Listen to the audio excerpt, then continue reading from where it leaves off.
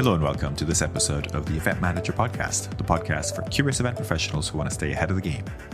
My name is Miguel Neves and I'm the editor-in-chief of Event MB. In this episode titled Nothing Matters More Than Connecting People, I have the pleasure of speaking with Fiona Bruder, President Americas at George B. Johnson Experience Marketing. We cover a lot of topics around creating experiences that connect people, including why we must remember that we are always dealing with humans and understand that connecting people is what makes events really great. We talk about how taking a global perspective is the worst way to connect and how you have to show up and connect personally and individually. We talk about why you don't need to be the smartest person in the room, but you should always try to be the most prepared person in the room. We talk about how finding innovation requires an innovation strategy and that has to be part of your daily process. And we talk about how we should move away from events and towards experiences. I hope you enjoy listening to this conversation, and I invite you to check out the other episodes of the Event Manager Podcast on our website or subscribe through your favorite podcast service.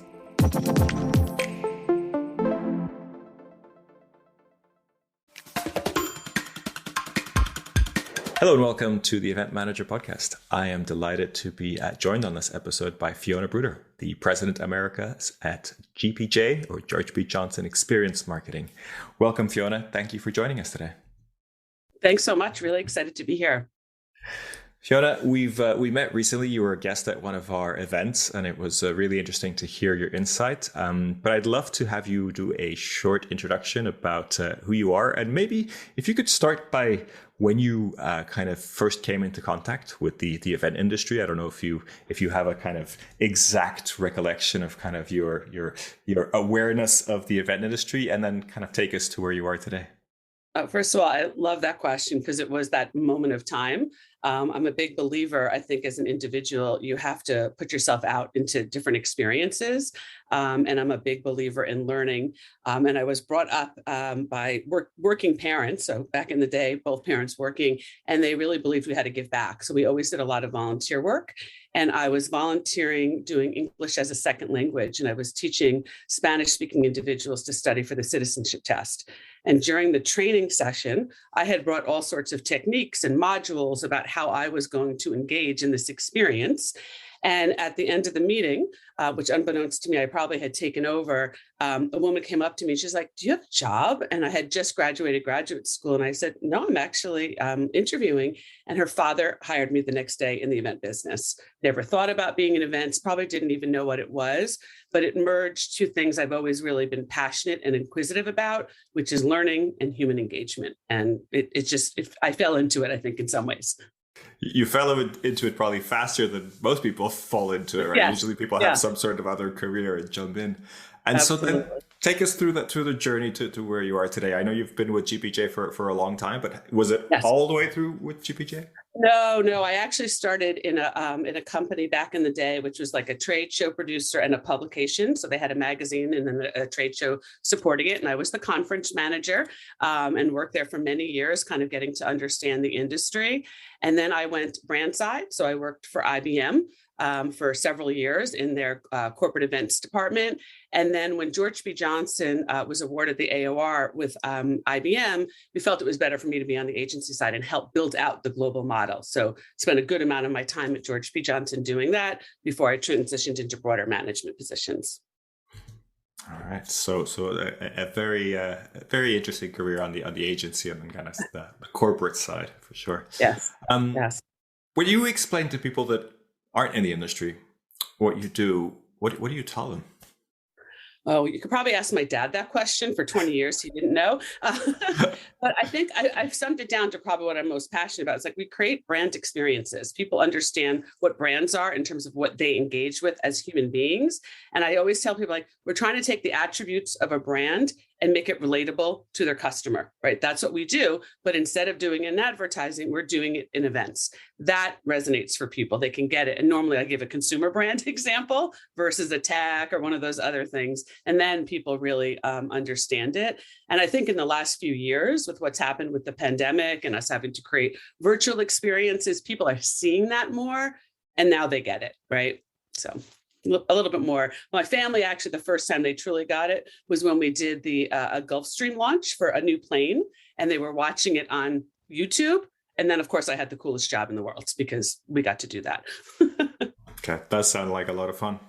It was. So, part of this creating brand experiences is event related, right? There's the actual immersive experience, etc. When you think about creating events that you're most proud of, or great events, if you will, how do you see those being different from events that maybe are good but not quite outstanding? What makes an event go from good to great? Any insights you can share? Yeah, I think that's like the most profound question in the event experience industry, because I think it's what a lot of people struggle with. And it's taking all those layers and making what we know is very intentional not feel intentional, right? That it's so curated that it feels natural. I think there's a couple of key lenses, though. For me, the experience that goes from good to great is it can't be experienced elsewhere. Like you feel you're a part of something that is unique, and that you have to be able to engage with it. And I think the other part about the engagement is it's so intuitive, it drives you to action, to engage with someone, to follow up, to do something. So for me, I think it's always one of those experiences that you feel like it's so different. One really great example is, have you ever been to a Bruce Springsteen concert?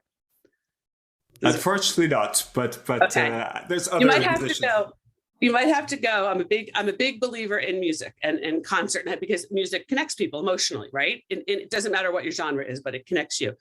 Going to a Bruce Springsteen, and I'm not even a big Bruce Springsteen fan, but I've been to the concert twice. It's like a revival. The way that he connects people, the way that he uses social feed, he changes his playlist every concert, unlike a lot of people that you can go online and find the playlist like song by song.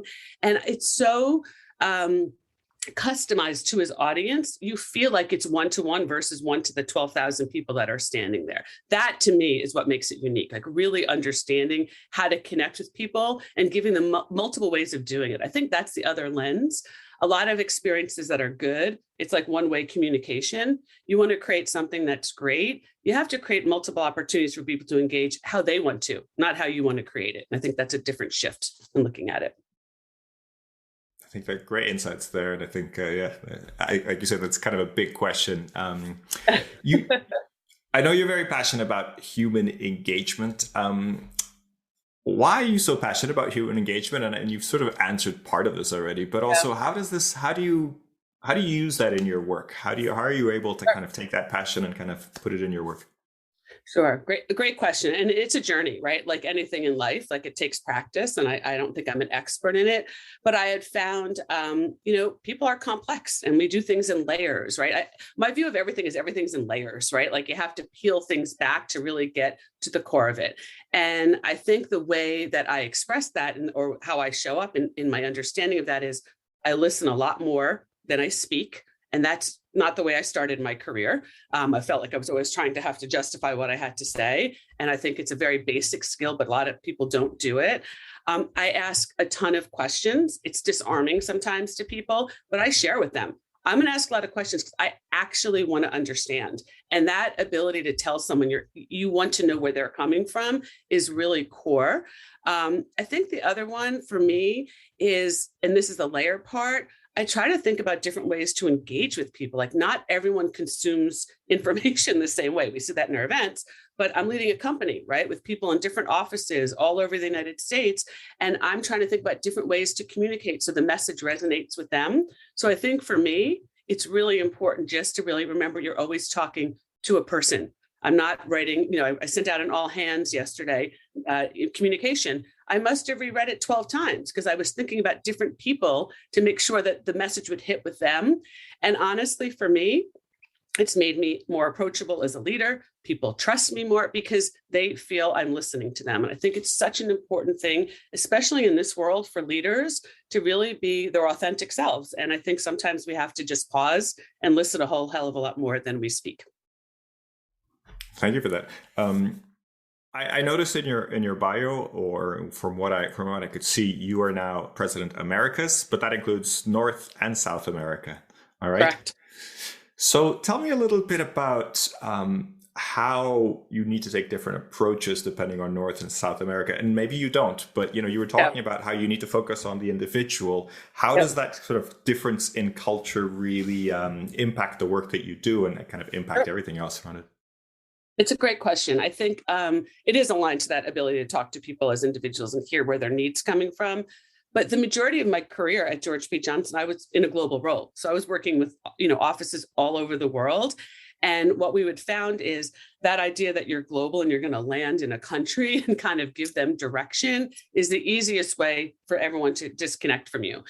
So for me, the first one that I always do is I show up. I get on a plane and I go to talk to people directly because, again, it shows that you're interested in them.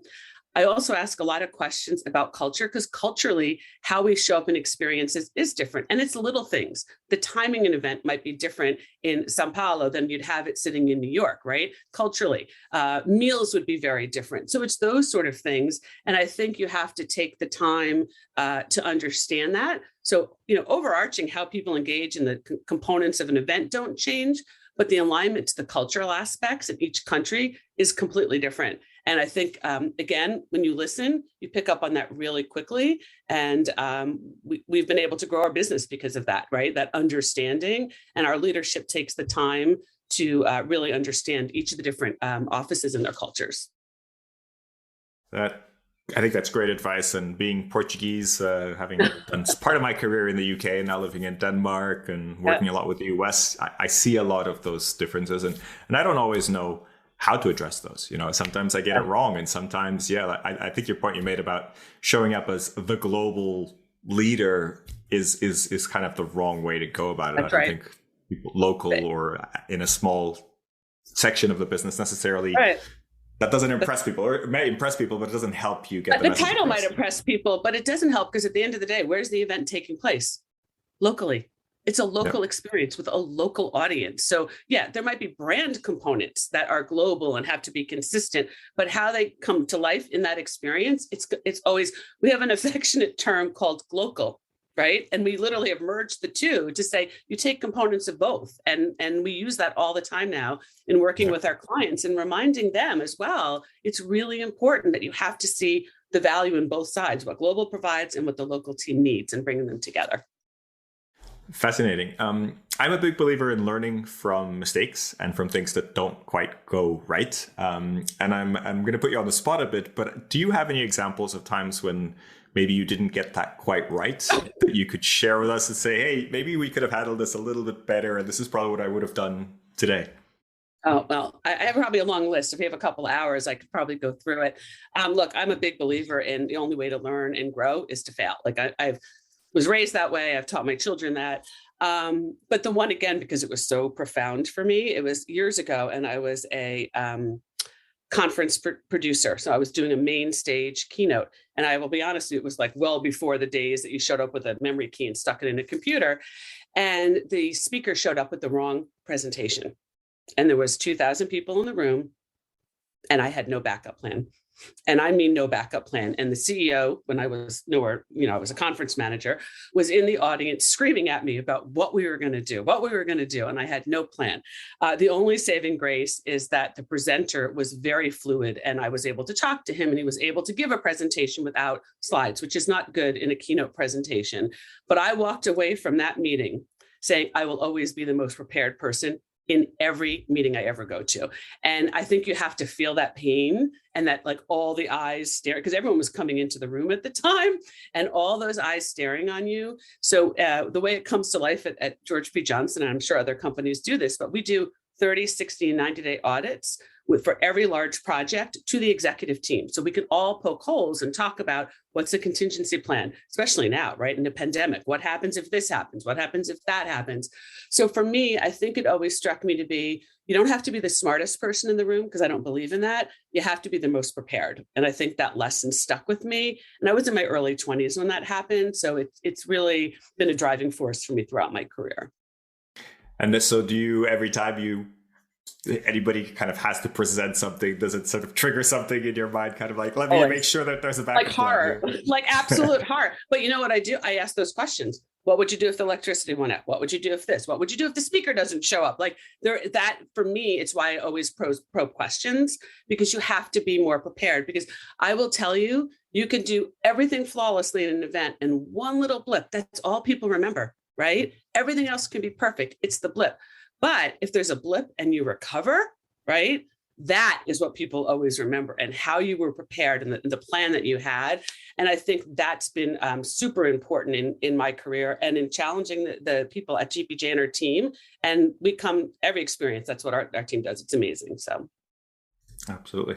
I know that part of your role is also to kind of keep your finger on the pulse of larger event trends. And I think coming from the previous question, I think what's always interesting is how averse to sort of new innovation and kind of trying different things planners are, because it's such a time sensitive role, right?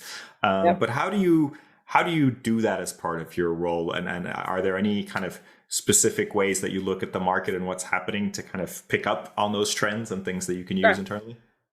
Great question. And one of the biggest challenges we have, right? And the reason why people sometimes are adverse to innovation is the other way is proven. They've shown the results, right? So what I always tell people is, yes, it's proven and it's good. But to your earlier question, you know how you get to great is you push yourself out of that envelope and you try something that's new and innovative.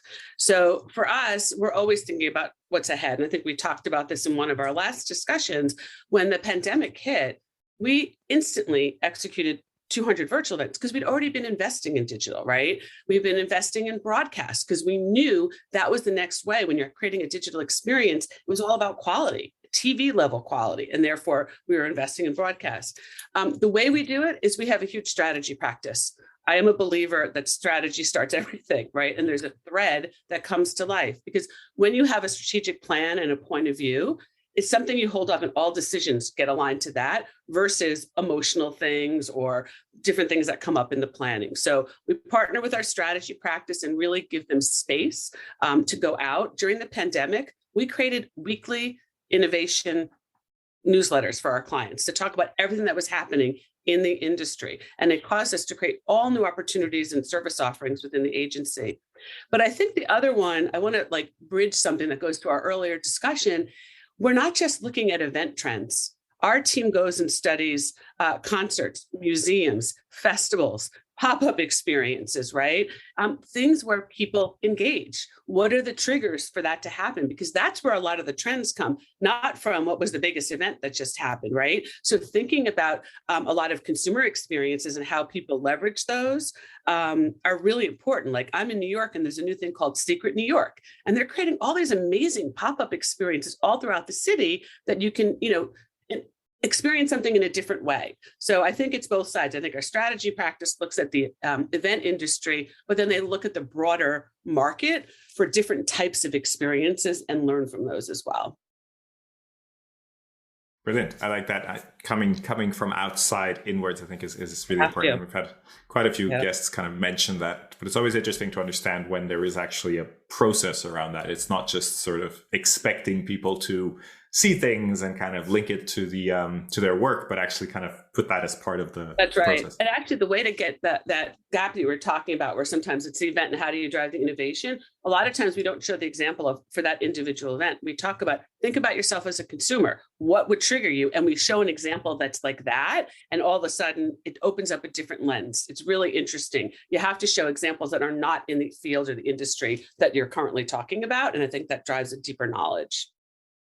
Absolutely. Really important, I think, for any event professional or anybody trying to look for new things and innovation in the business. Exactly. Innovate. Exactly.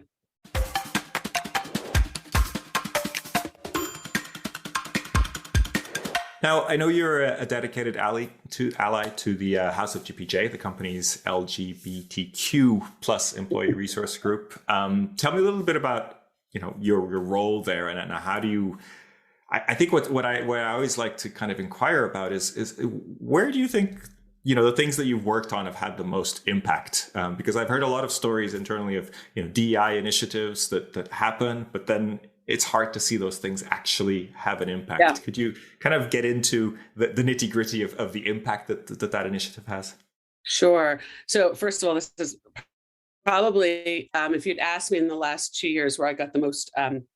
Where I learned the most and where I felt the most valued was in partnering with our community on our DEI initiatives. single-handedly. It was for me, we were able to pause, and we actually changed the name to Open for our LGBT community. But we have several groups that are our employee resource groups. So one is for PACT, which is parents and caregivers. One is for the LGBT. One is for women. So we have multiple of them that we're using right now.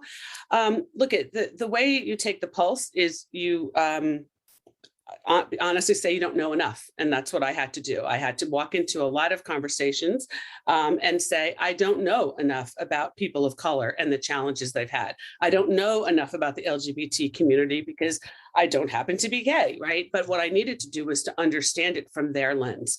So I think the biggest role that I've been able to provide, because one of the mantras that we started our DEI efforts was, it was not about a number, right? Because I could make a number all day long, right? And change our diversity targets and numbers. But what would happen is you wouldn't retain people because culturally they wouldn't feel seen or heard or safe in this environment. And for me, I needed to make sure that we were being really authentic in how we were showing up. So we've invested money in our employee resource groups. I think we have embraced them as our leaders of those ERGs, as leaders within the company. We give them a seat at the table when we talk about our DEI strategy, which is really important because we want voices to be heard.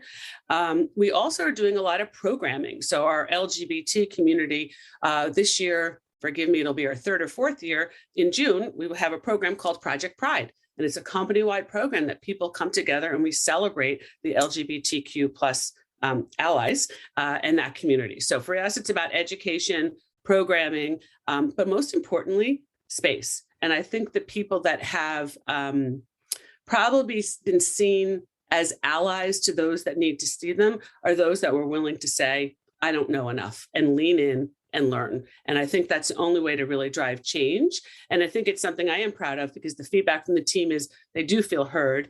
I had someone on my team not long ago who had changed her original name to an American version culturally because she did not feel safe using that name. And she sent out an email and she was changing her name back to her given name. And it was because she felt safe at our company and she would be welcome to do that. And honestly, I have to admit, I cried and then I called her and I was like, I am so proud of you. And more importantly, I'm so proud that like at this company that you feel safe to do that. That for me is a better measure of success, that one individual showing up that way, than me be able to say, I moved the needle this percentage on my diversity targets. So I think it's all about culture, education, and the authenticity of that. Yeah, thanks for sharing that. I think that's a great example of a very specific result. And of course, has a huge impact on the team. Of course, it has a huge impact on that person, but on the whole team, yes. I'm sure it has a big impact. Right? It has a ripple. I love the idea, that we talk about ripples all the time, right? That email when she sent out, there was a ripple. I got phone calls, she got phone calls, because that's the movement you really need to see, because that's someone now that is loyal and feels safe, and we will be able to retain her because we've created an environment she feels comfortable in. And that's really what leaders need to be doing. Absolutely.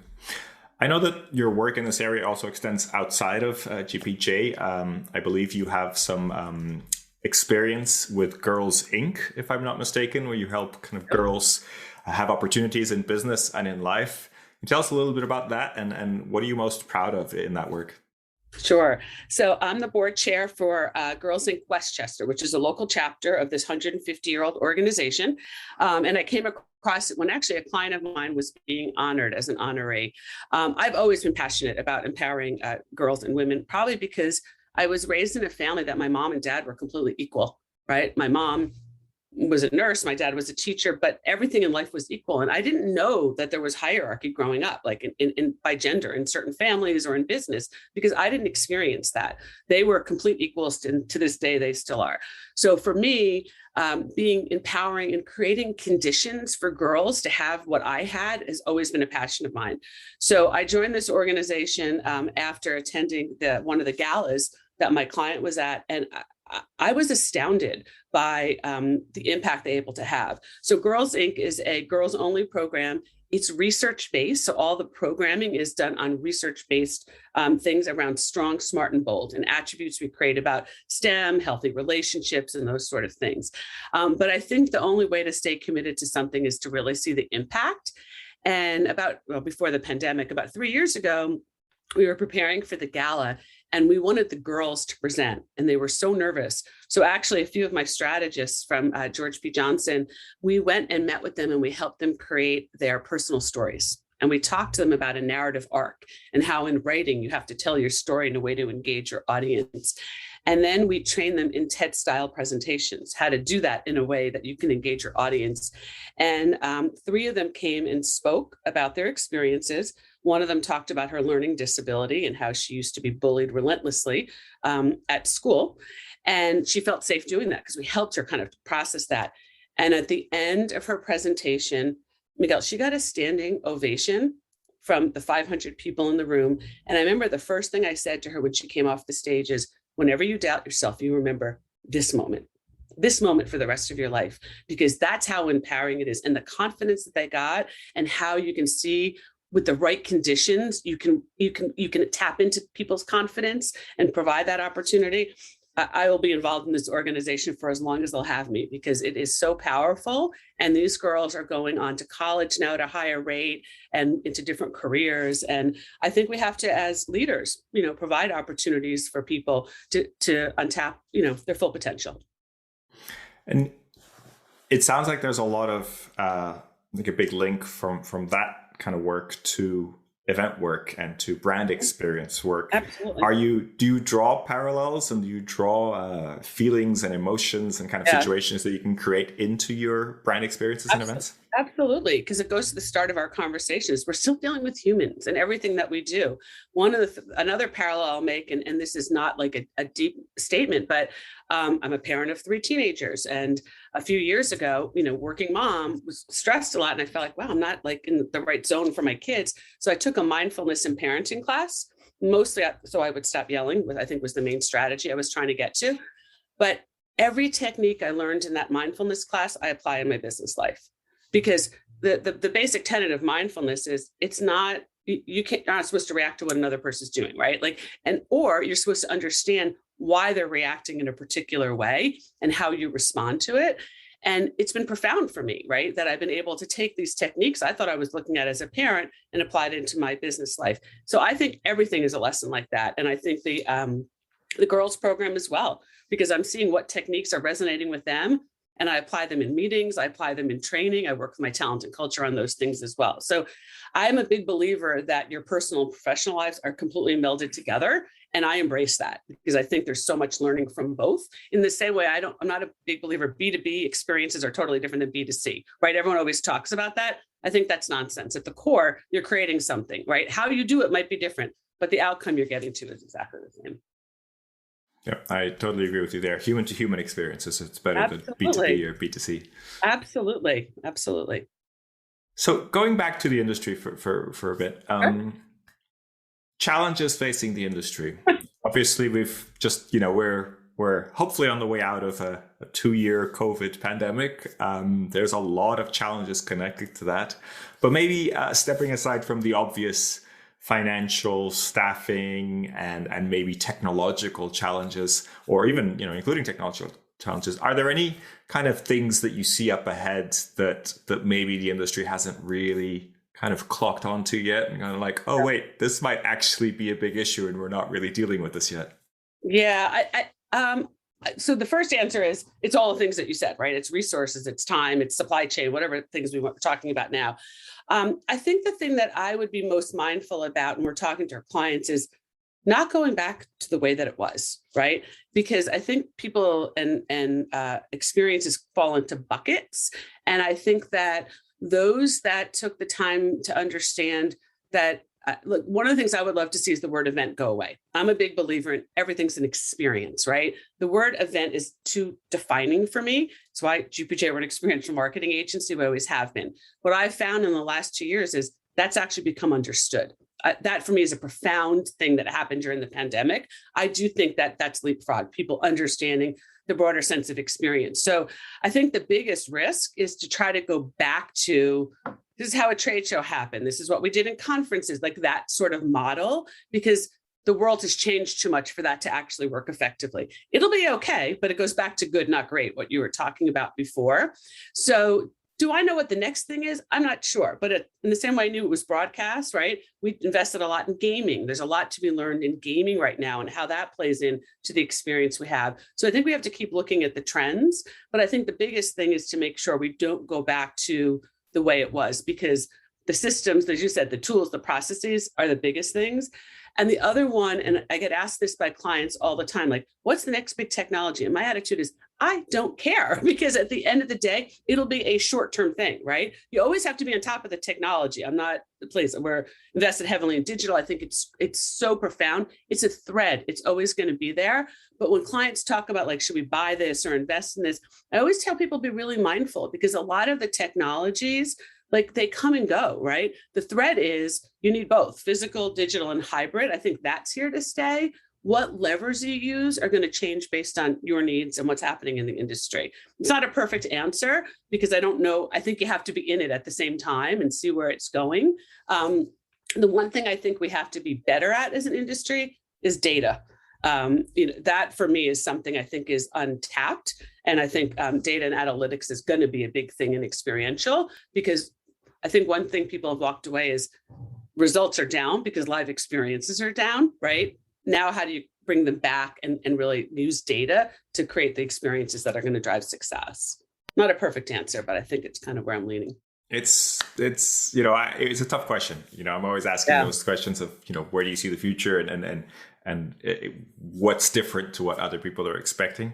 I think it's a very, very fine answer. Just to kind of, I don't know, play devil's advocate a little bit with that answer in a way.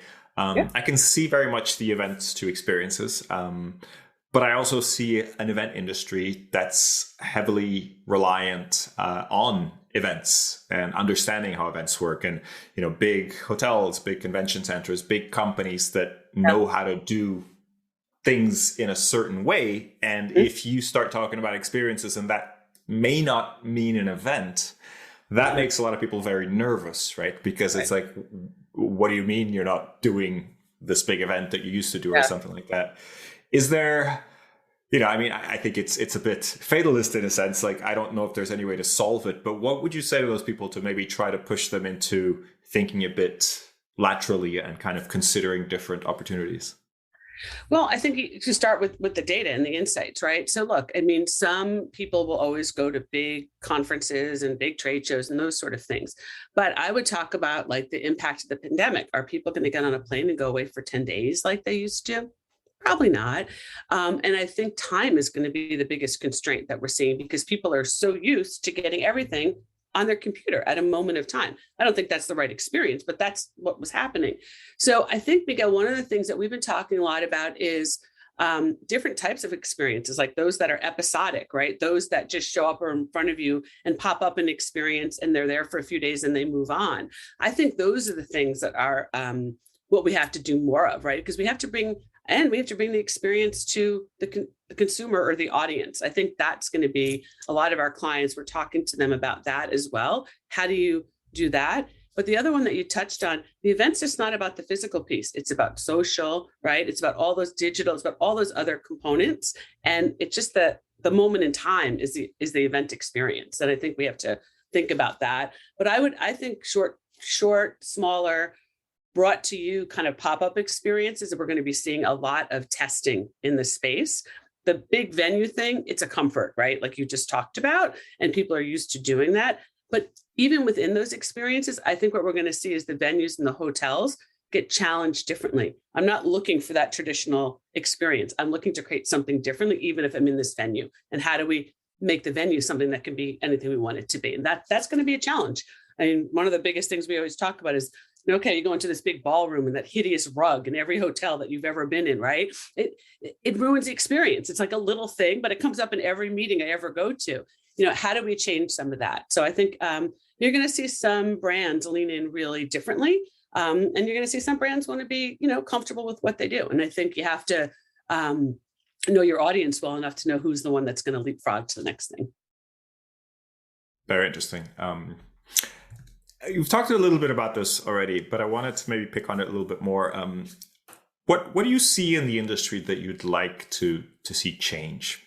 are there things in the event industry that you kind of go like, I wish this wasn't this way, or I wish we could overcome this thing? Is there anything that comes to mind?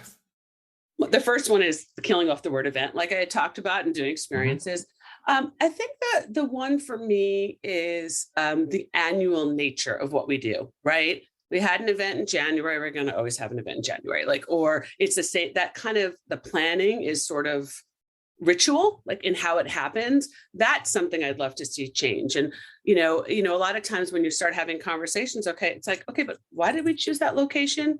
Because it's a location, or that's because where your customers are. And so I think one trend that we're seeing in the industry coming out of the pandemic, because they haven't had that ritual nature, right? We haven't seen that, is portfolio planning, going back to some basics around, a really cohesive plan on how do you show up? How do you reach your audience? What is the timing for that, and thinking differently about it? So I think that the ritual part of it sort of being broken because the pandemic is actually a good thing, right? And I think it gives us a chance to pause and really think about, do you need to make those level of investments that we've done before, or where do those need to go now? So I think for me, breaking some of the rituals is probably the biggest opportunity in the industry.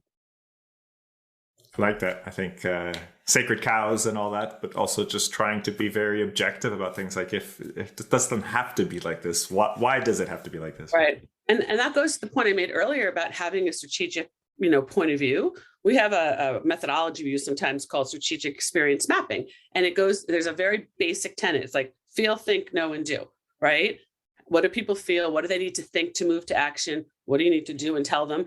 But a lot of times you forget about the feel, think, and you kind of go to know. Here's all the things you need to know about my business. And I think the more we can understand the first two is going to drive the change that we need. Yep, like that. That's really good. What about we've talked about different formats, different ideas, different reasons for events to happen. Are there any kind of event formats that you're confident we'll be seeing more of in the future, in this kind of post-pandemic, hopefully future? I think it's going to be those come to you, smaller, targeted, bring the experience to either a client base, to a local city, add on to other experiences. But I think it's going to be those smaller, targeted, kind of either pop up or bring the experience to where the audience is versus expecting them to come to us, right? And I think that's something that is a big shift from some of the bigger things that we've been seeing. I think that would be really foundational if we were able to hit that really well, because you can also make it personalized, right? Targeted by a brand, those sort of things. And we're starting to see that already, but I think that's one that we're going to definitely see. I think I definitely agree with you there. Just to kind of expand on that a little bit more, I mean, we're seeing, this future of work, this hybrid work, remote work, et cetera. And I think that has a big influence on this kind of trend. From your perspective, do you believe that this will be how we stay going forward? Are these like come to us events just going to be what there is, or are we going to come back to come to us events and back away from come to you events? I think there's going to be both. I think there's going to be some that really embrace that and have it as a targeted part of their program. And I think there's going to be people that still want to show up in some of these bigger experiences. I think it's going to be both. In the same way, we don't really know what hybrid work is yet because we're really not in it, right? We're just getting back to it. And we're working on that within our own company. People are coming back into an office. But what we're trying to do is not make it a mandate, like make it a desire, right? That you want to connect with people. What we're finding is we were having people, our offices are open. People would show up on Tuesday and someone would also come up on Thursday and they're like, oh, we missed each other. So now we have targeted days. If we're going to be in the office, show up on this day. That's when everyone's going to be there. And the energy that comes from that is astounding, right? I was in a 2-day meeting. I can't believe I'm saying this because I haven't been in a 2-day meeting in years, but on last Monday and Tuesday for a new brand that we're working with. And I walked away at the end of the meeting saying, it would have taken us weeks to get through all the content we were able to do. So there is something about that physical nature and the energy that you're able to bring together. So I think it's going to be a combination. I think that's because all brands are different. Excuse me.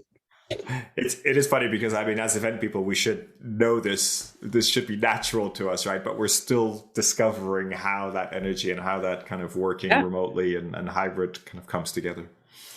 And it's going to be a journey, right? Because one thing we have to remember is there are more people that are remote now. how do we make sure they're engaged in the experience, right? We have to really, in the same way we would have talked about when you create a hybrid experience, you have to create a unique experience for the in-person and the remote. You have to do it in your work environment now too, and bring them together differently. I think that's going to be the next big focus, because I don't think most people have that really thought through well enough. Yeah, very interesting. It does feel like the answer is a blend or a mix, or finding the right mix there. Fiona, it's been really fascinating to talk to you. Thank you so much for your time. Want to wrap up with asking you the question that we ask all our guests now, which is, who should we have next on the podcast? And I'll add an extra question in there, which is, if they do agree to be on the podcast, what should we ask them? So, if there's any stories or anything that you think would be particularly interesting to ask them about, please include that in your answer. Sure. So one of our newest clients is Indeed. And we've been spending a lot of time with them, partnering with them on their overall experiential strategy. But for me, I feel every time I go to meet with them, I learn something that I can apply to my business because of what they do. Retention strategies, how they're hiring of people. And they have this amazing balance about how they want to bring their brand to life. So I first of all, I would recommend Charlotte Peterson. She leads the events experience and a lot of the marketing organization at Indeed. But I feel like you can talk to them about that balance, about what are they doing to reach people, right, through their business? What's changed? They have a happiness index that they're working on right now. Like, there's so many unique things that they're doing, which are so core to who their brand are, that differentiate them, that they're able to bring to life in experiences. But honestly, as a business leader, I found every time I go to the meetings with them, I find so much that I'm able to apply to my business, not just the experiences. So I think they'd be a great candidate, because it links a lot of what we've been talking about in the last hour. Well, thank you for that. I think Charlotte would be a great guest, and lots of interesting questions. Probably a little bit outside the event industry, but I think there'll be a lot to connect it back to everything we talked about. And they have a big portfolio in events, but I think she can bridge a lot of things that we've been talking about, because I think there's a lot that's relatable. Perfect. Looking forward to speaking with her. Fiona, it's been an absolute pleasure. Thank you for spending some time with us today. I hope the listeners enjoy this episode as much as I have. And see you soon at an event, be it virtual or in person, right? I really appreciate the time, and I walk away so excited about what's next coming out of these sort of discussions. So I appreciate the time and the thoughtful discussion. Thank you, Fiona. Take care. Yeah. Thank you for listening to this edition of the Event Manager Podcast.